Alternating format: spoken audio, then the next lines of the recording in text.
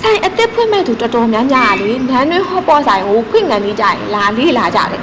လိုင်းပေါ်မှာနာမည်ကြီးနေလို့အရသာကောင်းနေလို့သူများပြောလို့ဘာကြောင့်ပဲလာလေးလာကွာသူတို့အတွက် idea လေးရသွားတယ်ဆိုလို့ရှိရင်နန်းတွင်းဟော့ပေါ်ဆိုင်ကကုသိုလ်ရနေပြီလေခလေးတွေကပြန်ပြောပြတယ်အေးတိကျရှင်းပြလိုက်ရဲ့လားတိကျရှင်းပြလိုက်နော်ကိုယ်ဆိုင်တချို့တွေကကြတော့လေမတိမတာလေးလာကြတယ်တချို့တွေကကြတော့လေပေါ်တင်လေးပြောပြီးတော့လေးလာတဲ့အားမျိုးရှိတယ်ပေါ့နော်အခုလေနန်းတွင်းဟော့ပေါ်ဆိုင်မှာ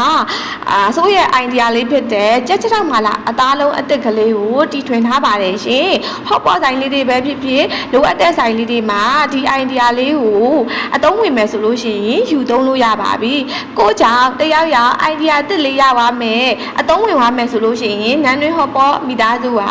အမောပြည့်နေပါပြီရှင်ဒီကြက်ချောက်မှာလားအသားလုံးလေးရဲ့အရာသာတကယ်ကောင်းမကောင်းတော့ကိုယ်တိုင်လာစားကြည့်မှသိမယ်ရှင်